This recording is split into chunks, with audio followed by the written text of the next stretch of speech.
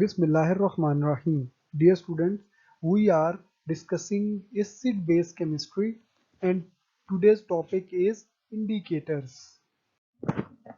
We will discuss three kinds of indicators that are acid-base, redox and adsorption indicator. ये lecture आपको acid base redox और adsorption titration के लिए भी बहुत हेल्पफुल साबित होगा और हम इसमें role of indicators in titration भी स्टडी करेंगे। डियर स्टूडेंट्स, किसी भी केमिकल रिएक्शन की कंप्लीशन का हमें कैसे पता चलेगा जब तक उसमें एक प्रोडक्ट फॉर्मेशन होती है और प्रोडक्ट फॉर्मेशन का हमें किसी कलर चेंज से, टेस्ट से, स्मेल से, इस तरीके से हमें पता चल सकता है। तो किसी भी केमिकल रिएक्शन की कंप्लीशन का हम अंदाज़ा लगाने के लिए हम कुछ ऐसे केमिकल यूज करते हैं जो हमें इंडिकेट कर देते हैं कि जी रिएक्शन अब कंप्लीट हो चुका है। ऐसे कंपाउंड्स को हम इंडिकेटर्स कहते हैं। So indicators are the substances that undergoes color change when a reaction approaches completion. In other words, an indicator is a substance that change color at the equivalence point. Equivalence point means कि जब equilibrium कायम हो जाए, यानी कि अगर कोई reaction completion पे नहीं हो रहा, रिवर्सिबल रिएक्शन है, तो उसमें एक इक्विवेलेंस पॉइंट आएगा जहां पे अपेरेंटली हमें लगता है कि जी अब रिएक्टेंट्स और प्रोडक्ट्स इक्वल हो गई हैं, जितने रिएक्टेंट्स प्रोडक्ट में कन्वर्ट हो रहे हैं उतने ही प्रोडक्ट्स रिएक्टेंट में कन्वर्ट हो रहे हैं।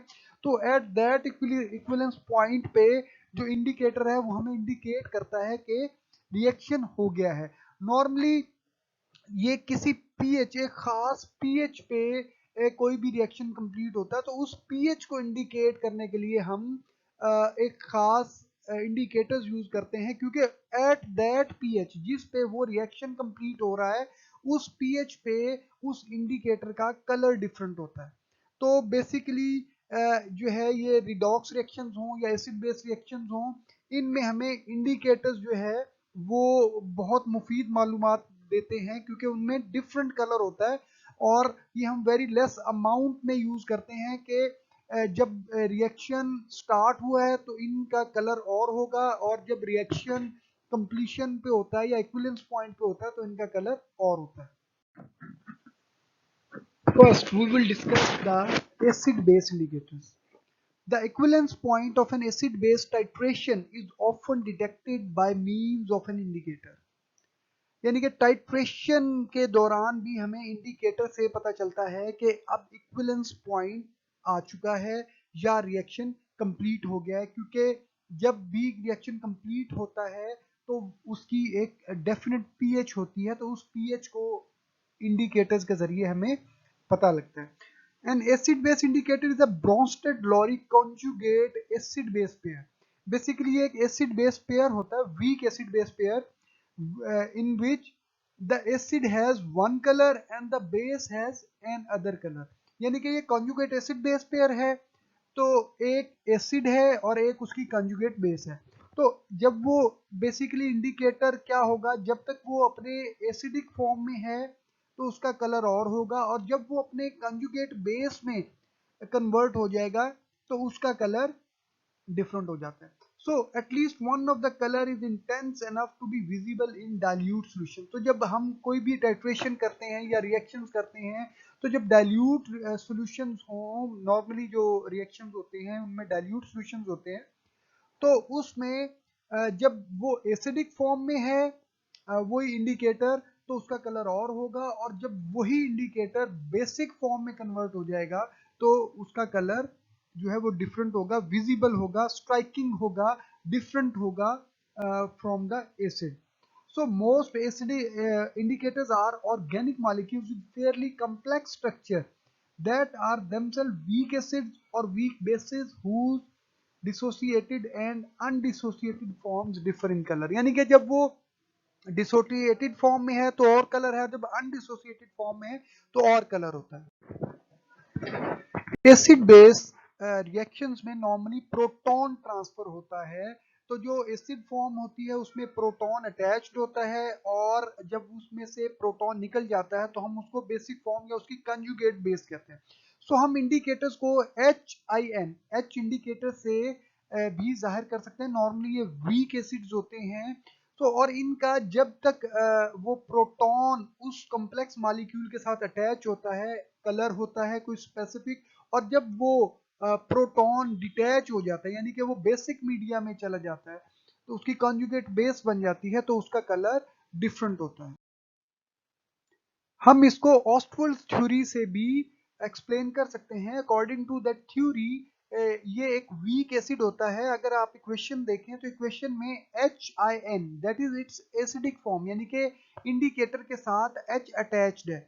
जब आप उसको रिएक्शन हो रहा है और जब वही चीज बेसिक मीडिया में कन्वर्ट हो जाएगी, यानी कि जब इंडिकेटर से प्रोटॉन ले लिया जाएगा and it is converted into IN indicator negative, यानी कि प्रोटॉन डिटैच हो गया है, ये इसकी डिसोसिएटेड फॉर्म है, ये इसकी कंजुगेट बेस है या बेसिक फॉर्म है, तो फिर इसका कलर डिफरेंट होगा। तो according to law of mass action इसका जो कांस्टेंट है K of indicator that is the product of concentration of products that are indicator negative and H3O positive and divided by the concentration of indicator।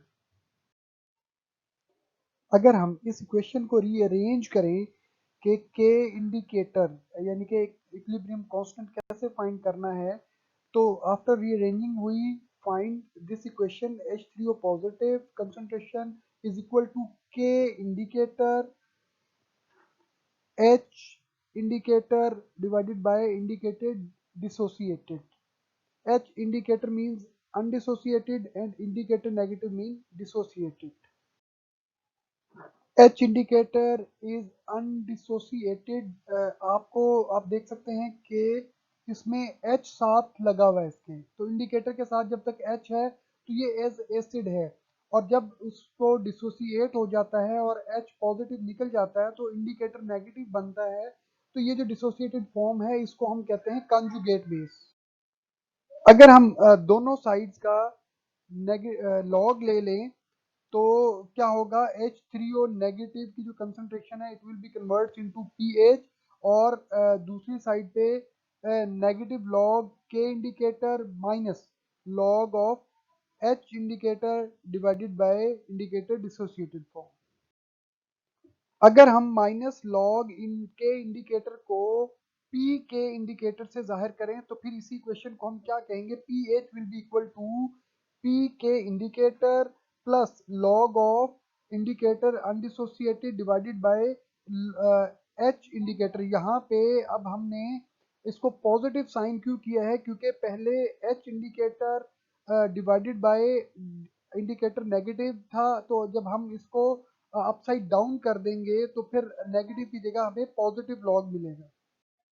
इसी equation को हम इस तरीके से भी लिख सकते हैं कि P H of solution will be equal to P K indicator plus log of ionized form concentration divided by concentration of unionized form of indicator. अब यहाँ पर एक चीज समझने वाली है कि जब तक डिसोसिएटेड फॉर्म ऑफ इंडिकेटर यानी कि concentration of I N negative जब तक 9% से कम है ओवरऑल, तो उस वक्त तक जो कलर होगा वो एसिडिक फॉर्म का होगा। अगर एसिडिक फॉर्म 9% से ज्यादा हो जाएगी तो फिर उसका कलर हल्का हल्का आना शुरू हो जाएगा, और जब तक उसकी कंसेंट्रेशन 91% हो जाएगी तो फिर वो कंप्लीट कलर हो जाएगा एसिडिक फॉर्म का। सो इसी इक्वेशन को हम इस तरीके से भी लिख सकते हैं, P H acidic will be equal to P K indicator plus log of 9/91, क्योंकि जो आयनाइज्ड फॉर्म है वो 9 है और अनआयनाइज्ड फॉर्म 91 है। So will be equal to P K indicator minus log 10, और आंसर आ जाएगा पी के इंडिकेटर -1। इसी तरीके से अगर हम P H alkaline form find करना चाहें तो P K indicator plus log of 91/9, यानी कि जब अल्कलाइन है तो 91% अल्कलाइन सोल्यूशन होगा यानी कि आयनाइज्ड फॉर्म होगी और 9% अनआयनाइज्ड फॉर्म होगी। तो फिर P K indicator will be equal two plus log 10 और P के इंडिकेटर प्लस 1.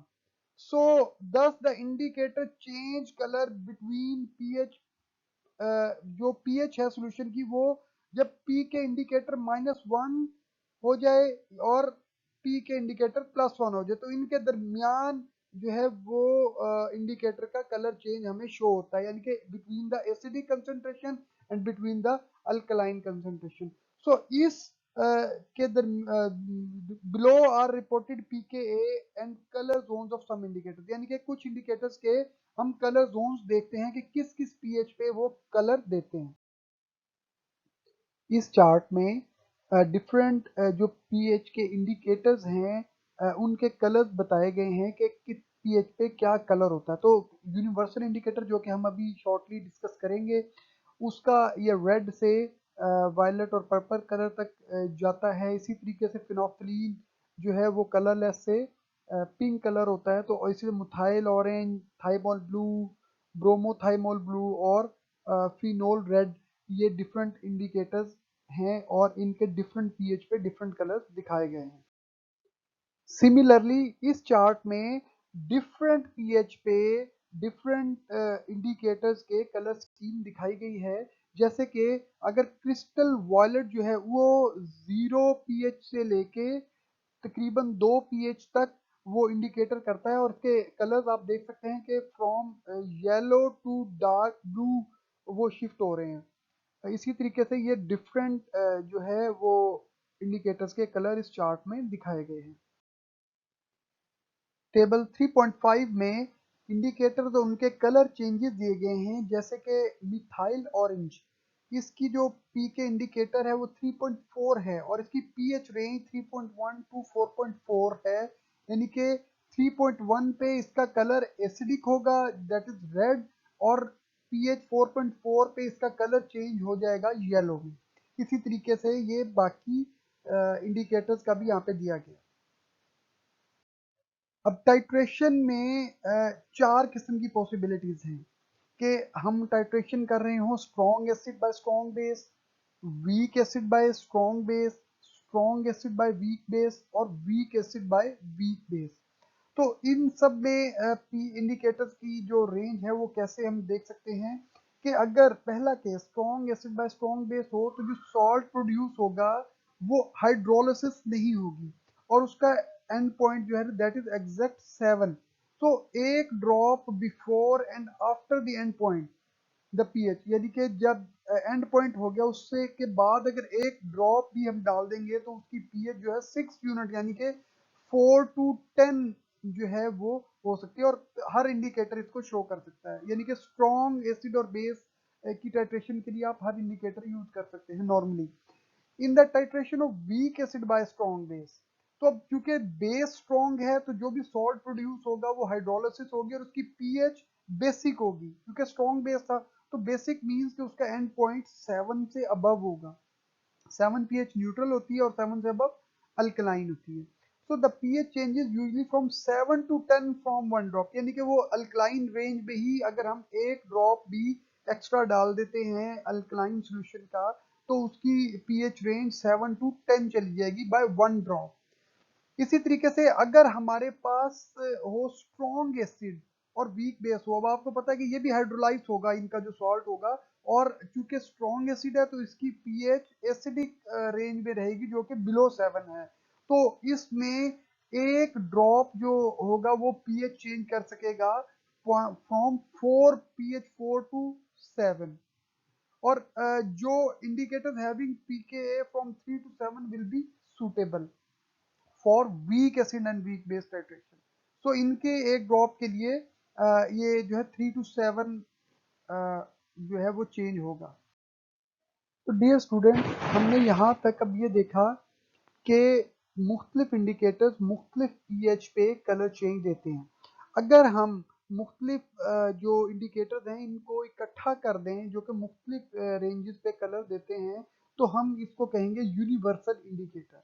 इस यूनिवर्सल इंडिकेटर में अब हमारे पास methyl red, alpha naphthalene, thymol phenolphthalein, phenolphthalein and bromothymol blue, इन सब को हम इक्वल क्वांटिटी और एक रेशो में हम इनको मिक्स करते हैं तो हमें यूनिवर्सल इंडिकेटर मिलता है जो कि हर तकरीबन तमाम पीएच रेंज जो कि 4 से लेके 11 तक की पीएच रेंजेस है उनको हमें आइडेंटिफाई कर सकता है। मिसाल के तौर पे अब अगर आप ये चार्ट देखें तो at pH 4 its colour will be red, at 5 it will be orange red, at 6 yellow, at 7 pH it will be green yellow, and at pH 8 it will be green, at pH 9 blue green, at pH 10 blue violet, and at pH 11 it will be red violet. Now we will discuss about the action of phenolphthalein.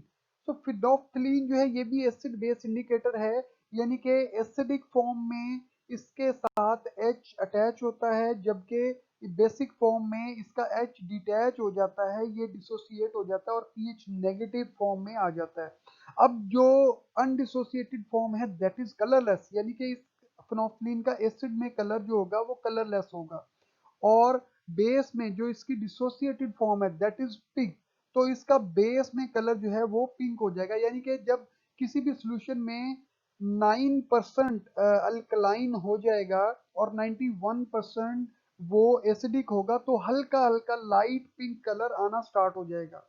तो हम यहाँ से and point यानी कि solution का acidic to basic में convert होने का हमें फिनोल्फथालीन से पता चल जाएगा। फिनोल्फथालीन के बाद हम डिस्कस करते हैं मिथाइल ऑरेंज को। Methyl orange is a week base, और जैसे हमने डिस्कस किया कि इसकी एक डिसोसिएटेड फॉर्म होगी और एक अनडिसोसिएटेड फॉर्म होगी। इसकी जो अनडिसोसिएटेड फॉर्म है weak basic form that is yellow, और जब ये डिसोसिएट हो जाएगी तो इसका कलर चेंज हो जाता है red. If the solution is acidic, the H positive ions produced by acid combine with OH negative ions produced by indicator, यानी कि देखें MEOH ये डिसोसिएट हो रही है OH नेगेटिव और Me पॉजिटिव में, तो ये जो OH नेगेटिव है ये एसिडिक सॉल्यूशन में H पॉजिटिव से मिलता है और न्यूट्रलाइज हो जाता है और हमारे पास ज्यादा Me पॉजिटिव आता है जिसका कलर रेड होता है। तो this shift the equilibrium towards the right, यानी कि राइट की तरफ इक्विलिब्रियम शिफ्ट होता है, ज्यादा से ज्यादा Me पॉजिटिव बनता है और रेड कलर मिलता है। इसी तरीके से अगर अल्कलाइन सॉल्यूशन है तो OH negative ion suppresses the dissociation of methyl orange, तो ज्यादा OH नेगेटिव आयन हो जाते हैं और इसका जो इक्विलिब्रियम है that is shifted toward the left और जो कलर है वो येलो हो जाता है।